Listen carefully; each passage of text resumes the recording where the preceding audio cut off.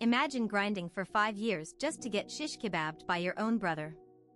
Kai is the MVP who binds the Demon King, but Ares has zero chill. Instead of the boss, he aims for Kai's chest with a goodbye and a side of pure menace. This is definitely not the victory party Kai expected. Absolute red flag energy from the squad.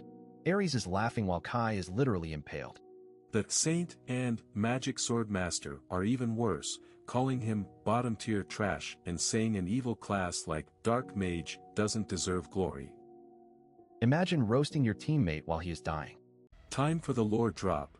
Kai was born into a prestige family but awakened at a trash class at 15. His father, a total Marquis-tier deadbeat, kicked him out unless he could kill the Demon King to earn back his childhood friend, Colette. Kai hit level 999 just for her, but the whole engagement was a massive scam. The betrayal is deep. Ares reveals their father literally ordered the hit because they did not want a dark mage staining the family name. Kai dies in the dirt, clutching Colette's bracelet and wishing he had just run away with her. It is peak tragedy until the bracelet starts cracking with mysterious energy. Plot armor activated. Kai gasps for air and realizes his chest is totally fine. He is back in his old room, and there is Colette, looking younger and acting like the betrayal never happened. The trash class hero just got a second chance, and you know the revenge is going to be devious. Imagine reaching the final boss of the world after 5 years of hell, only to realize your teammates are bigger monsters than the Demon King himself. Under a sky that looks like it is literally bleeding, our MC Kai and his party have finally cornered the big bad, but everyone is running on fumes. Meet Kai, the guy stuck with the lowest tier class imaginable, the Dark Mage. Even though he is basically a social pariah, he is the only one with the guts to step up. He thinks of his girl, Colette, and decides it is time for the ultimate sacrifice play. Kai screams out for his brother Ares to get ready while he unleashes his most metal spell, Bloody Bind. He is literally using his own vitality to hold the Demon King in place with giant, gory hands. This is peak teamwork, or so the poor guy thinks. With the monster paralyzed, Kai yells for the final blow. But Ares has a different target in mind. The warrior charges in with a smile that screams, "I am a local psycho," and says goodbye to his own flesh and blood. Instead of just killing the monster, Ares drives his massive sword straight through the Demon King and right into Kai's chest. This is not a mistake. It is a cold-blooded execution. Kai is left coughing up blood, wondering why his own brother just turned him into a human kebab. Ares starts laughing like he just won the lottery, proclaiming himself the sole hero of humanity. To him, Kai was never a brother, just a convenient tool to be discarded once the job was done. Talk about Family of the Year award winners. The rest of the party joins in on the roast session. They are not even shocked, they are amused. Ares mocks Kai for actually believing a useless dark mage could ever stand on the same stage as the elite classes. The disrespect is truly off the charts. Then we have Johann the Saint, who is supposed to be a man of God, but has the personality of a sewer rat. He calls Kai an evil class and says his death is basically divine justice. If this is what a saint looks like, I am joining the demon side. Elsa, the Magic Sword Master, decides to get a few kicks in too. She literally steps on the dying man, calling him bottom-tier trash. She laughs at his 5 years of struggle, revealing that the entire party viewed him as nothing more than a disposable ladder to glory. Kai's life flashes before his eyes, taking us back to when he was 15. In this world, God gives you a class, and Kai pulled the shortest straw possible. Being a dark mage is basically a death sentence for your social life, as everyone treats you like a demon in human skin. Back in the present, the bullying continues. Ares is literally poking Kai's wound with his sword just to hear him scream. He tells Kai to just hurry up and die, so he does not have to share the reward money. This guy is a walking red flag with a sword. We see the moment Kai's engagement to his childhood sweetheart, Colette, was snatched away. Her father, a total gold digger, annulled the wedding the second Kai's trash class was revealed. The pain on Colette's face shows she was the only real one in his life. Before Kai left for the war, Colette gave him her favorite bracelet as a lucky charm. She promised they would see each other again, and that single hope was the only thing that kept Kai moving through every nightmare battle for 5 long years. Ares leans in for the ultimate psychological damage, revealing that their father, the big shot commander of the Holy Knights, was the one who ordered Kai's death. The family did not want a stain like a dark mage ruining their prestige. They used him to win the war and then sent his brother to clean up the evidence. It turns out the deal to marry Colette was a total lie. While Kai was out there grinding to level 999 to prove his worth, Colette was being held as a prisoner in the castle just to keep her quiet. The betrayal is total, and Kai realizes he was a simp for a dream that never existed. Kai poured every drop of sweat and blood into becoming the peak of power, but it did not matter because he trusted the wrong people. Ares laughs about how he is going to take care of Colette now, and Kai can only scream in rage as his life fades away. In his final moments, Kai is consumed by a single, burning regret. He should have grabbed Colette and run away when he had the chance instead of trying to earn the respect of a family that hated him. As he closes his eyes, the bracelet from Colette begins to crack and glow with a blinding light. Suddenly, the darkness is replaced by the sound of birds chirping and a soft bed. Kai bolts upright, gasping for air and checking his chest for the sword wound that should be there. He is not dead, and he is definitely not in a demon castle anymore. He looks up and sees a younger, unburdened Colette staring back at him. She is confused why he is sweating and acting like he just saw a ghost. Kai realizes the impossible has happened. He has regressed to the past, back to when everything was still okay. Looking at Colette's smiling face, the trauma of the betrayal is still fresh, but now he has a second chance. The trash mage is back, and this time, he is not playing the hero for a family of snakes. It is time for some legendary payback. Imagine waking up and seeing your dead fiancé staring at you like you just forgot to take out the trash. Our boy Kai is losing his mind because Colette looks way too young, and he is definitely not in the afterlife. He is trying to shake off the cobwebs, but the room looks exactly like his old place. This is not a dream, and if it is, his brain is way too detailed for its own good. Kai takes a look in the mirror and nearly has a heart attack.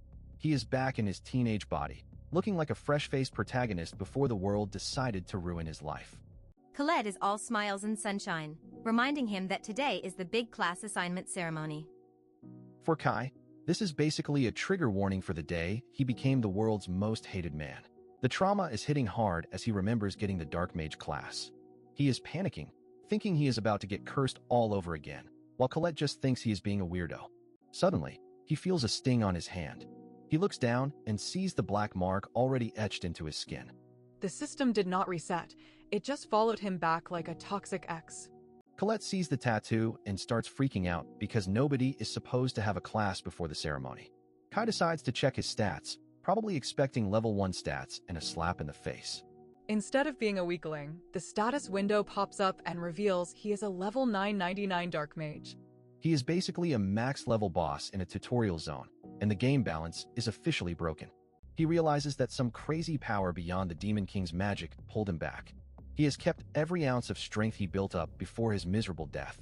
While he is busy being an overpowered cheat code, Colette finds a gold bracelet on the bed. This is not just jewelry, it is the artifact she used to make a wish for them to meet again. Kai puts the pieces together and realizes Colette's love was the literal catalyst for this miracle. He is not just back to survive, he is back to make sure nobody touches a hair on her head. Our boy is so overwhelmed with emotion that he pulls Colette into a massive hug. He is making a silent vow to rewrite history and stop the tragedy that sent her to prison and him to the grave. Colette is blushing harder than a tomato, totally confused by the sudden skinship. Kai is internally screaming about saving her from her future imprisonment while holding her like a lifeline. The awkwardness finally sets in and Kai pulls away, acting like he didn't just have a mental breakdown. Colette is surprisingly chill about it, reminding him they are engaged, so a little hugging is totally fine. Kai remembers her father, the ultimate buzzkill, who canceled their engagement because he hated dark mages. He looks at Colette and realizes she was the only one who didn't treat him like a monster. Even when the whole world was throwing stones at him, she was there with a smile. He decides that if he is going to change the future, he needs to trust her with the insane truth right now. He drops the ultimate bombshell, telling her he is from 5 years in the future and is currently a max-level dark mage. Colette looks at him like he has finally lost his last 2 brain cells. Since words are cheap, Kai decides to give her a live demonstration. He starts channeling dark mana, and the sunny bedroom suddenly feels like the entrance to a horror movie. The floor literally splits open as a massive, bloody entity starts crawling out of the abyss. Colette is shaking in her boots as she realizes this is not a parlor trick, it is a literal demon. Kai explains that this is an archdemon from the deepest pits of hell. You need to be level 900 just to talk to these guys, and apparently, his old contracts are still legally binding. He tells her there is no time to waste because today isn't just a school ceremony. It is the literal birthday of the Demon King, and they need to move fast if they want to stop the apocalypse. The bedroom is now occupied by a hulking beast that looks like it eats nightmares for breakfast. Colette is terrified, but Kai is standing there like he just ordered a pizza. Instead of eating them, the archdemon bows down and asks for orders. Kai lets out a ruthless grin, ready to absolutely dominate his second life and crush anyone who stands in his way. Colette is literally shaking on the floor because a massive archdemon is about to turn her into a snack, but our boy Kai just stands there with the ultimate "I told you so" energy. He casually snaps his fingers to dismiss the beast like it is a common housefly, asking her if she finally believes he is the level 999 dark mage he claimed to be. Once the heart palpitations stop, Colette is looking at him with literal hearts in her eyes, totally obsessed with his hidden power. Kai drops some lore, explaining that while dark mages are too cool for basic skills, their mastery over destruction magic makes them the ultimate glass cannons of this world. But the vibe shifts real quick as Kai gets serious, warning her that the Austin family just produced a new warrior. Just as he is about to spill the tea on how dangerous this is, the door creaks open and the local red flag himself, Ares, decides to crash the party. Talk about timing. The archdemon disappears into a glowing red circle just milliseconds before Ares walks in, leaving the arrogant idiot completely clueless that he almost walked into a literal demon's mouth. Ares doesn't even acknowledge his brother and goes straight for the simp play, telling Colette she should dump a fool like Kai and date a real warrior instead. Honestly, the audacity of this man is off the charts, but Kai isn't having any of it and steps between them like a total boss. Things get spicy when Ares starts reaching for his sword, basically begging for a reason to commit some brotherly violence. Kai just stares him down with that "you have no idea who you are messing with" look, while Colette is caught in the middle of this toxic family reunion. Kai is playing the long game though, feigning fear and letting his hand shake just to keep his true power a secret from this arrogant clown. He knows that if he ends Ares now, it messes up his entire plan for the future, so he chooses the pathetic weakling act for now. Luckily for Ares, a butler knocks and saves him from an early grave, informing the young master that his daddy wants to see him. Ares pulls the ultimate "I am too cool for this" exit, completely unaware he just survived an encounter with a god-tier mage. With the trash finally out of the room, Kai and Colette decide to take a stroll through the town. It is actually wholesome to see the citizens treating Kai like a local hero, calling him Lord Kai because he actually treats people with respect, unlike his brother. Little do they know, their favorite neighborhood nice guy is actually a master of the dark arts. Colette is beaming, thinking Kai's popularity comes from his hard work. But Kai's mind is miles away, focused on the literal apocalypse he knows is coming. Once they hit the quiet fields, the mask slips and Kai drops a bombshell that would make anyone's blood run cold.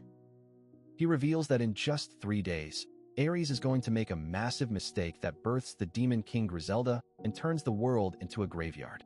He describes the total collapse of the Holy Kingdom where half the population gets deleted and the survivors end up trapped like rats behind a magic barrier. It is a grim future, and Kai is the only one who knows the script to this tragedy. When he mentions that they might be forced apart because he is getting kicked out of the family, Colette goes full ride-or-die mode. She declares she wants to be with him forever, and Kai, being the smooth operator he is, takes it as a marriage proposal and seals the deal. In his past life, he was a total fool who didn't cherish her enough, but he is not making that mistake again. He holds her tight, finally realizing that she is the only reason he is going through all this trouble to rewrite history. Time for the protect the waifu phase of the plan.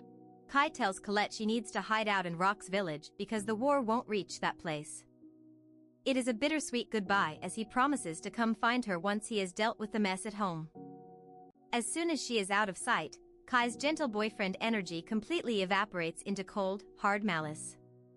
He admits he isn't doing this for justice or the greater good. He is doing it for himself and his own selfish desires. His plan is absolutely wild. He is going to find Griselda before she becomes a monster and make a deal with the demons. He remembers the truth from his past life. The hero Ares was the real villain who murdered a kid named Sasha and triggered the end of the world. To stop the cycle of hate, he has to save Sasha and prevent Griselda from losing her mind. He starts channeling a red aura of forbidden magic, looking more like a final boss than the protagonist as he prepares to defy fate itself. Kai heads deep into the castle's stone dungeons, following the sound of footsteps and the heavy atmosphere of a torture chamber. The atmosphere is heavy with the scent of blood, and the further he goes, the more he realizes just how rotten his family truly is. He finds Ares in a dark cell, ruthlessly whipping a prisoner like the total psycho he is. The victim is a silver-haired elf girl named Griselda, and as she glares at Kai with eyes full of pure venom, she mutters a wish to kill him, not knowing he is actually her only hope for survival. Imagine having a twin brother who is a literal walking red flag. Ares is out here in the dungeon asking his prisoners if he should just murder his own blood. Talk about needing family therapy. Why is he such a psycho?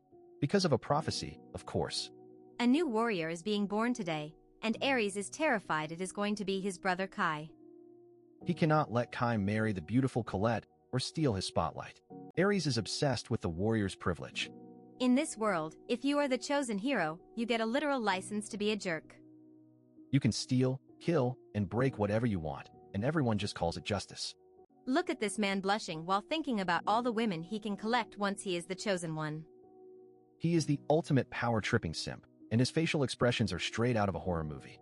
Back in the present, he is still huffing and puffing about killing Kai today. It is his last chance to ensure God chooses him instead. This guy is beyond delusional. He is actually dangerous. His captive, Griselda, is not having it. Even with magic suppression cuffs on, she calls him a disgusting piece of trash. Honestly, she has more backbone while bleeding than Ares has in his entire body. Ares does not take criticism well. He starts swinging a whip like a toddler having a tantrum because he spent all his money to buy her and she refuses to be his little murderbot.